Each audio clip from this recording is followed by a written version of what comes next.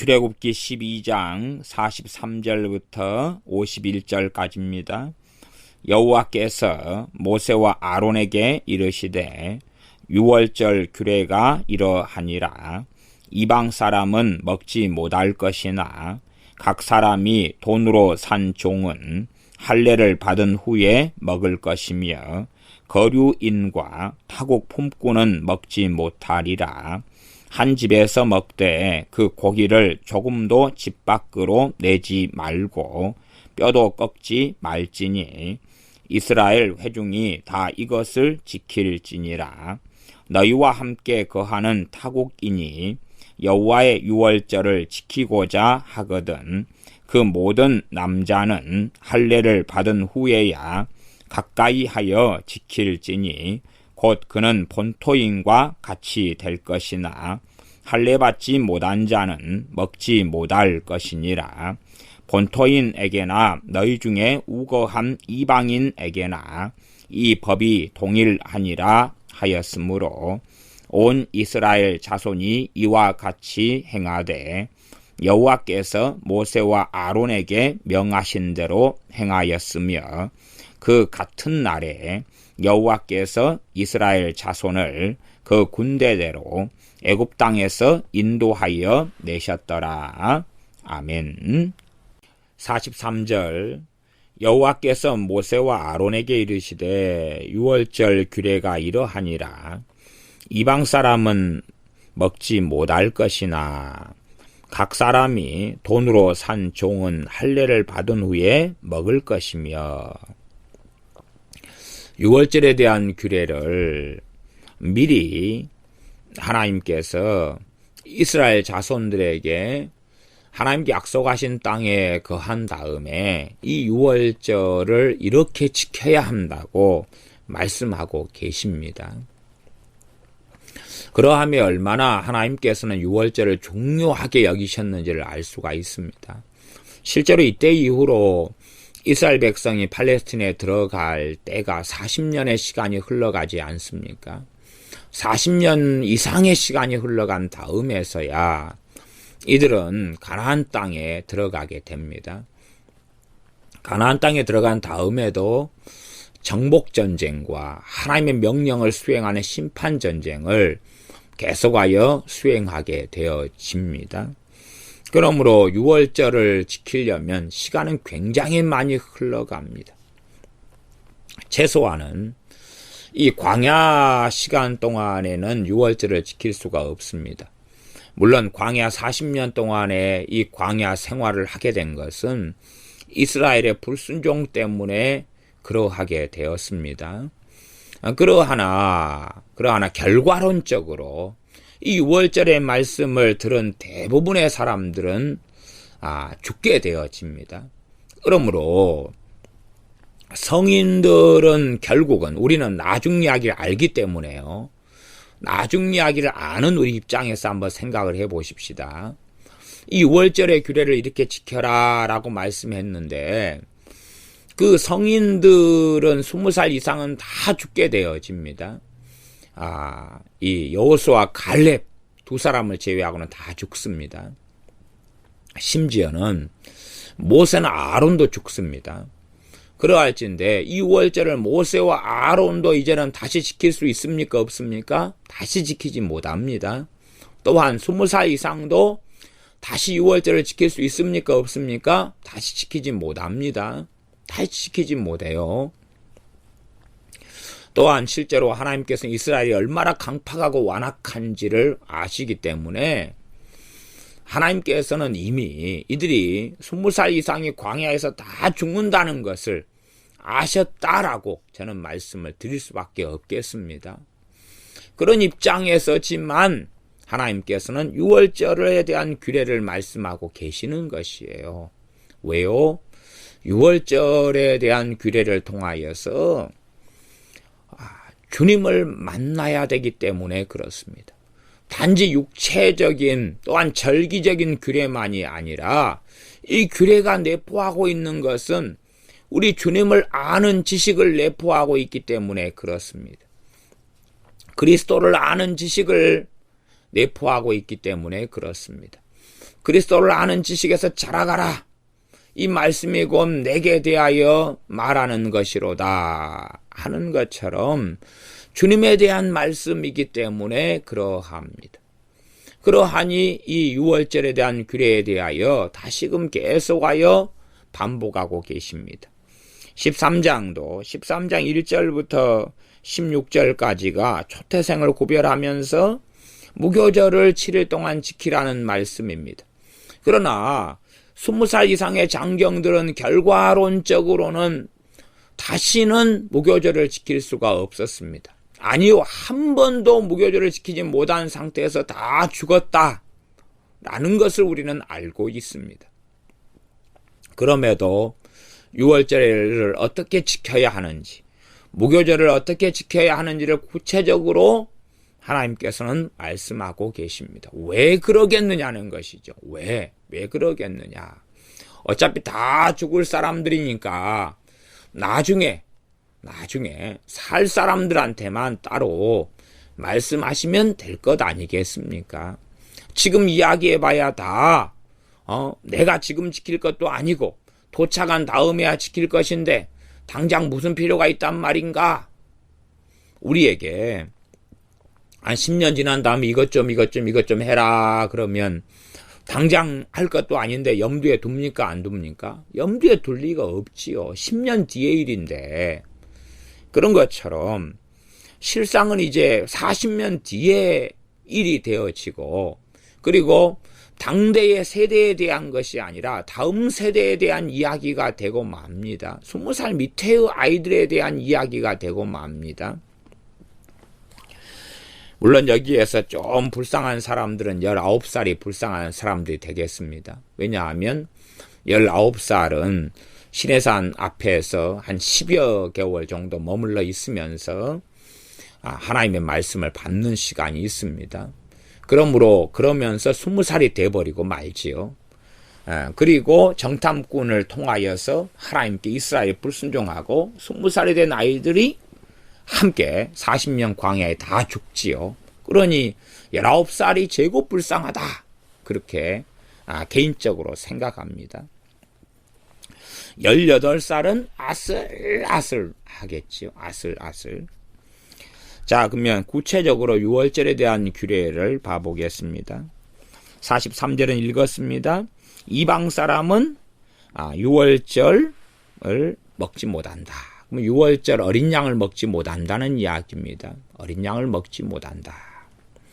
예수를 안 믿는 사람들은 어린 양에게 참여할 수 없다. 예수를 안 믿는 사람들이 이방 사람들이죠. 어린 양에게 어떻게 참여합니까? 어린 양에게 참여할 수 없습니다. 우리 주님의 십자가의 죽으심은 세상 죄를 위한 죽으심이며 모든 사람을 위한 죽으심이지만, 그러나 예수를 안 믿는 사람들은 그 어린 양의 죽으심에 참여할 수 없고 어린 양의 죽으심을 기념하는 성찬에 참여할 수 없습니다. 44절 각 사람이 돈으로 산 종은 할례를 받은 후에 먹을 것이며, 종은 된다. 그러나 조건은 할례를 받은 다음에 된다. 이 종은 이집트 민족도 있을 것이고 또 미디안 어디 타 민족도 많이 있을 것입니다. 종은 된다. 종은 대신에 할례를 받은 후에 된다. 할례를 받은 다음에, 할례를 받으면 이제는 하나님의 백성 이스라엘로 인정되고 그리고 받아들여집니다. 물론 육체의 할례에 국한된 이야기입니다. 육체의 할례가 영적인 할례나 마음의 할례가 되지는 않습니다. 에스겔서 같은 말씀에는 이스라엘이 단지 육체 할례만을 받았기 때문에 하나님의 심판을 가져온 것이라고 이야기합니다. 선지자들을 통해서 너희들이 육체 할례만 받았기 때문에 하나님께서 마음의 할례를 받지 않은 이스라엘을 심판하신 것이다 라고 말씀하시니, 단 육체 할례만으로서는 다 되는 것은 아닙니다. 그러나 육체 할례는 출발점이지요. 하나님의 명령이기 때문에 그렇습니다. 육체의 할례라는 최소한의 것도 순종하지 않으면서 어떻게 마음의 할례를 받을 수가 있겠는가? 어떻게 전능하신 하나님을 경외하며 하나님을 사랑하며 하나님께 순종하는 그러한 길에 들어설 수가 있겠습니까? 유감스럽게 예전에 통계 자료를 본 적이 있는데 한국 사람들의 이 할례율, 한국 사람들 할례로 받는 건 아니라 포경 수술로 받는 것인데 한국 사람들은 한 85%인가 이렇게 되어진 것 같습니다. 뭐 더 넘을 수도 있고 좀 줄어들 수도 있습니다만은 85%인가 80% 이쪽 저쪽 되는 것 같습니다. 그런데 과거의 통계상 유대인들의 할례율이 60몇 %였습니다. 60몇 %. 그러니 유대인들은 하나의 명령, 구약 성경을 가진 명령을 가지고 있는데 그런데 할례율이 저는 유대인의 할례율은 한 99.9%가 나올 줄 알았어요. 99.9%. 한국 사람은 할례로 받는 게 아니라 포경 수술로 받아요. 이 원체 한국 사람들은 유행에 민감하고 귀가 한 사람이 이렇다 그러면 다 그리 따라가는 그런 것을 잘하기 때문에 그러한데 유대인들은 하나의 말씀을 가지고 있다 그 말이에요. 그런데도 불구하고 그들은 할례를 행하는 것이 생각외로 그렇게 많지를 않더라고요. 그러면서 제가 깜짝 놀랐어요. 어찌 유대인들이 하나님을 믿는다고 그렇게 말하면서도 그러니 실상은 유대인들이 믿는 것을 유대교라 그럽니다. 이제 유대교라. 그들은 예수님을 안 믿지요. 참으로 하나님을 경외하지 않는다는 이야기입니다. 하나님을 알면 곧 나를 안다고 주님은 말씀하셨습니다. 아버지를 사랑하면 나를 사랑한다고 말씀했어요. 그러니 이스라엘 사람들 유대인들이 아버지 하나님을 사랑하지 않는 것은 정확한 이야기입니다. 아버지 하나님을 사랑한 사람들은 우리 주 예수님께 돌아오게 되는 필연이 일어나게 됩니다. 그러하지만 최소한 종교인이 이스라엘 사람들인데 그 종교인 중에서도 더 종교인이 굉장히 많구나.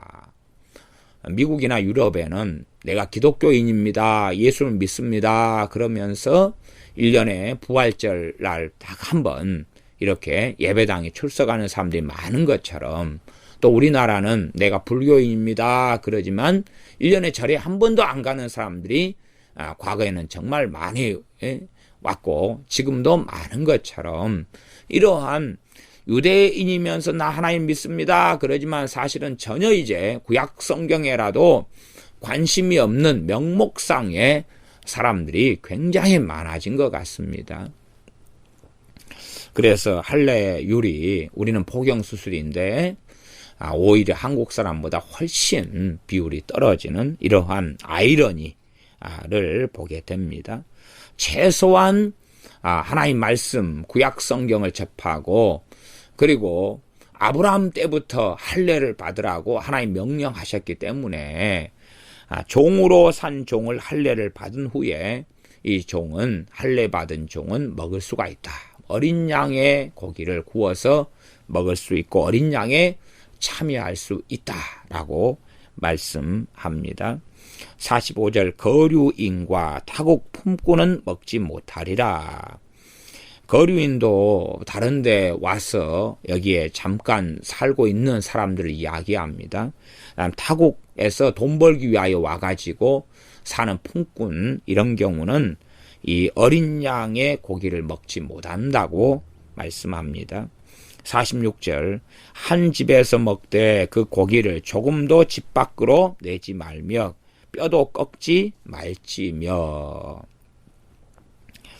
한 집에서 어린 양을 먹어야 되는데 그 고기를 집 밖으로는 절대 가지고 나가서는 안 된다. 그리고 뼈도 꺾지 말아야 된다라고 말씀합니다.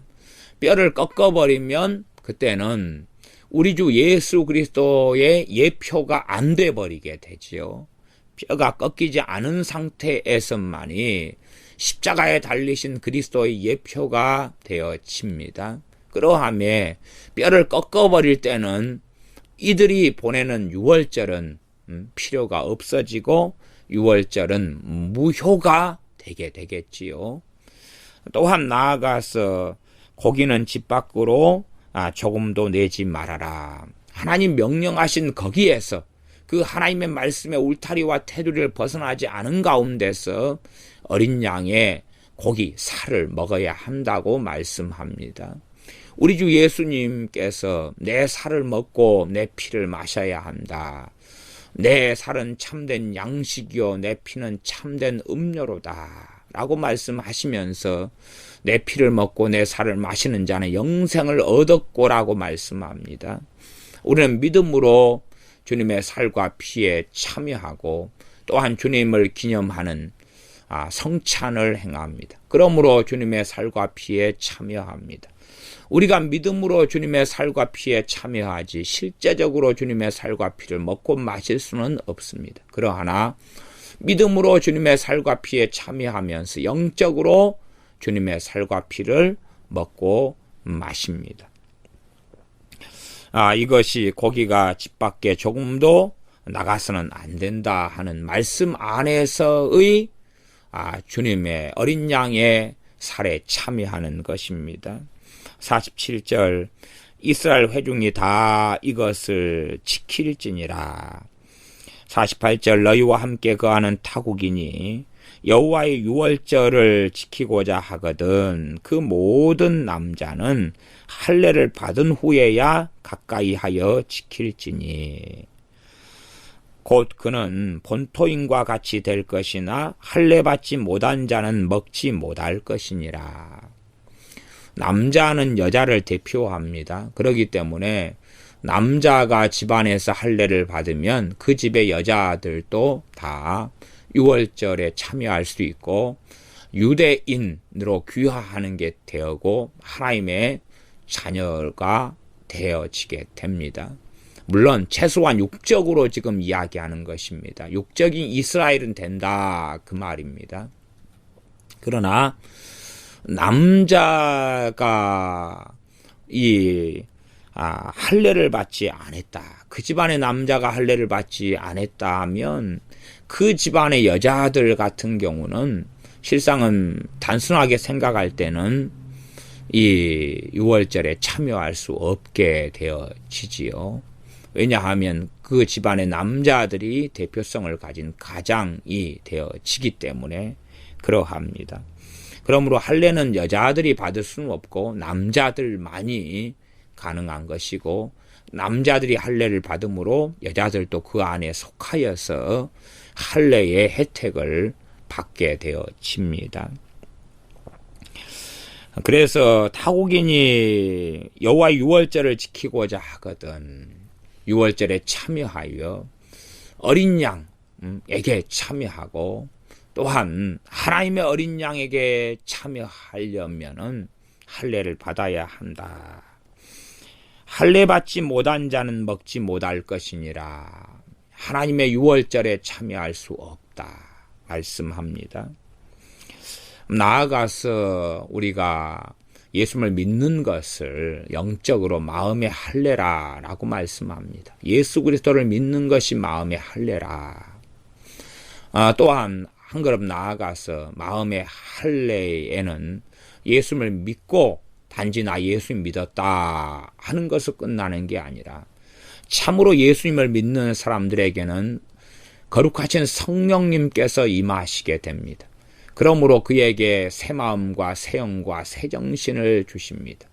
그리고 이제 성령님께서 임하신 사람은 그리고 거듭난 사람, 예수님을 믿어서 거듭난 그 사람에게는 새 마음이 있고 또한 육체의 소욕이 함께 공존하게 됩니다. 마음의 법이 있고 육체의 법, 죄의 법이 함께 공존하게 되어지고 그 사람이 이제 마음의 법을 따라 성령님의 소욕을 따라 살아갈 것이냐, 육체의 욕망을 따라 살아갈 것이냐 하는 길을 걷게 됩니다. 실제로 그가 성령님의 소욕을 따라 살아가는 삶을 어떨 때는 마음의 할례를 받은 삶이라 이렇게 표현하기도 합니다. 그래서 마음의 할례는 두 가지의 큰 의미를 가진다고 말씀드릴 수가 있겠습니다. 하나는 원인적인 측면에서의 마음의 할례를 사용하는 개념이 있고, 또 하나는 열매적인 측면에서 마음의 할례를 사용하는 측면이 있다.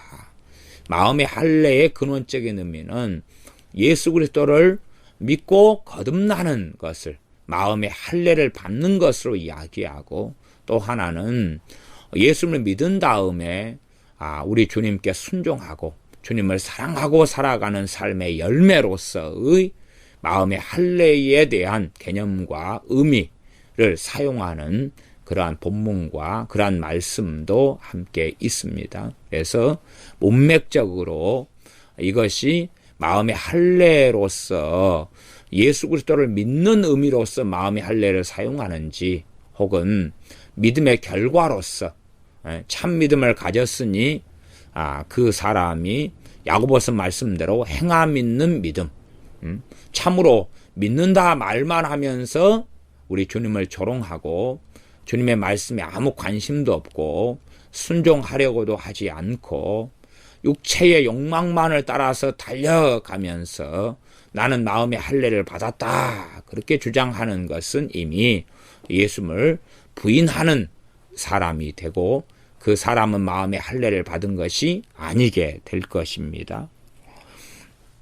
할례를 받지 못한 자는 먹지 못할 것이니라.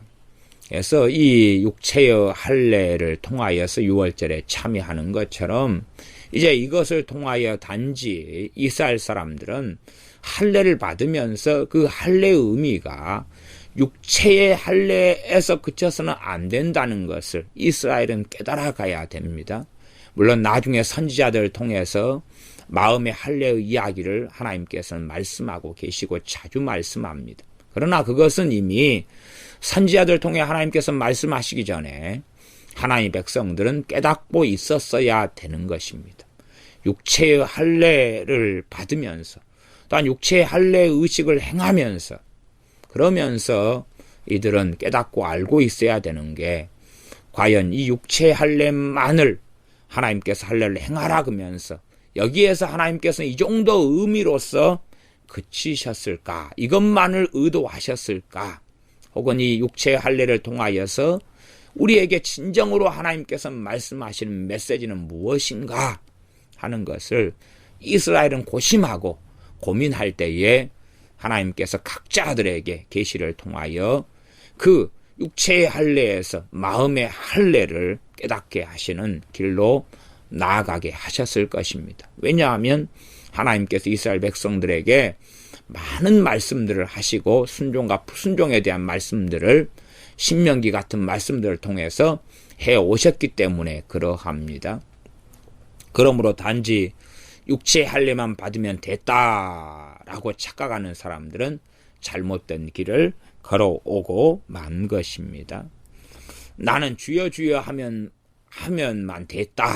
나는 예배당에 가서 예배만 드리면 됐다. 그리고 사회생활이나 사업이나 직장이나 가정은 내 마음대로 하고, 한번 또 주여 주여 기도하고 할렐루야 찬송 한번 부르면 됐다 생각하면, 과거 이스라엘이 이 할례병에 빠진 것처럼 이 어리석은 할례병에 함께 빠져서 할례당이 저질렀던 어리석음 속에 함께 들어가게 되고 말 것입니다.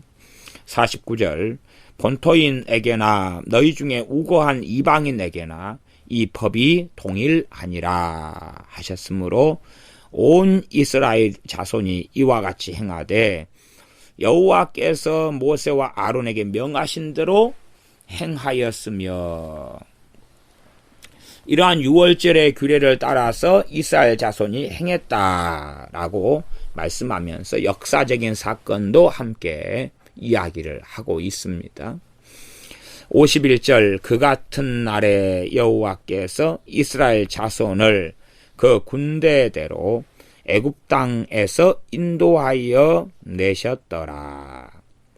그 같은 날에, 그 말은 바로 그 날에 혹은 바로 이 날에 그 말입니다. 바로 그 날에, 바로 이 날에. 일반적으로 이스라엘이 사용하는 날의 개념은 그 날 해가 질 때부터가 다음 날이 되어집니다. 해질 때부터. 그래서 보통은 밤이 아니라 밤낮 이런 개념으로 갑니다. 밤낮. 지금 우리야 밤 12시부터 다음 12시, 밤 12시까지 이렇게 24시간을 하루로 잡지만 당시에는 밤낮 이렇게 해서 밤이 될 때에 새로운 날로 들어가게 되는 개념을 사용합니다.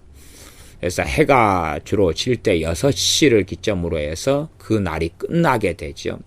오후 6시가 되면 그 날이 끝나고 밤낮 그렇게 하니까 그 같은 날에 바로 그 날에가 밤도 되고 또 아침이나 낮에도 다 그 날에 포함되는 것이 되어집니다.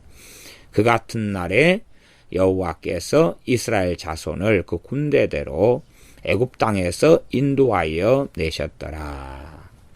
이 6월절을 통하여 그 다음에 앞에는 이제 이 애굽 땅에서 인도하여 내신 절기로서 무교절을 이야기합니다.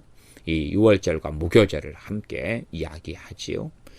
그리고 그날에 하나님께서 이스라엘 자손을 애굽 땅에서 인도하여 내셨다. 그러면 이러한 절기를 500년 지난 다음에도 지킵니다. 500년이 지난 다음에도. 과연 출애굽의 이 깊은 의미가 어디에 있느냐.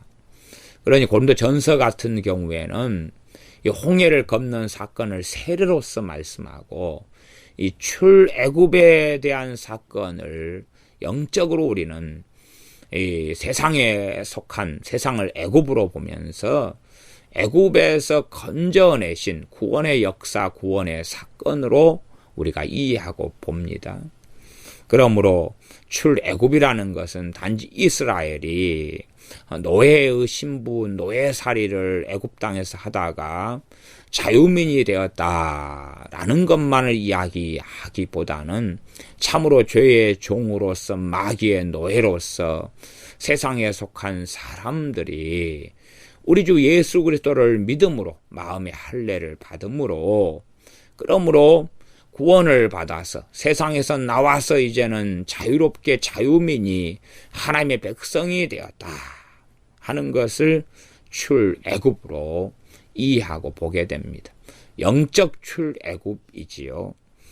그러한 것을 이 출애굽의 역사에서 우리는 발견해야 됩니다. 우리가 예수를 믿는 사건이 실상은 이 출애굽의 역사입니다. 이스라엘 백성은 이것을 예표로서 자신들이 노예살이를 하다가 노예에서 해방되는 것으로 출애굽을 경험합니다.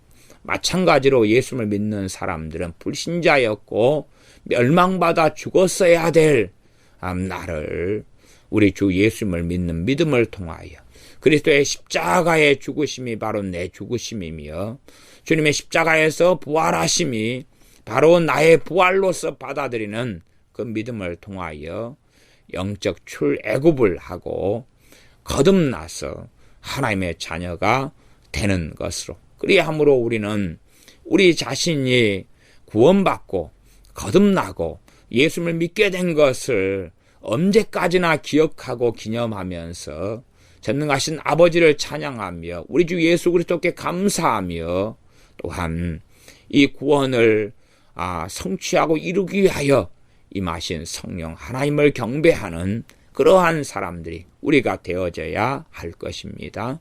기도하겠습니다. 아버지 하나님, 이스라엘 백성들에게 유월절에 대한 규례를 계속하여 말씀하시는 것을 우리가 성경을 통하여 봅니다. 이 유월절이 할례 받는 자들만 어린 양의 고기에 살에 참여하는 유월절, 우리 주 예수를 믿는 사람들만이 어린 양의 십자가의 믿음을 통하여 참여하는 것을 보며 또한 주님의 살과 피에 참여하여 우리를 위하여 흘리신 그 피와 찢기신 살과 우리를 위하여 내어주신 주님의 몸을 우리가 믿음의 눈을 통해 볼 때에 감사하며 찬양하며 예배하며 사랑하며 경배할 수밖에 없습니다. 주님을 사랑하는 그 처음 사랑을 잃어버리고 망각한 사람들이 우리가 아니라 처음 사랑을 주님 오실 때까지, 이 땅에서 우리의 삶이 맞춰질 때까지 잊지 않는 사람들이 되게 하여 주시옵소서.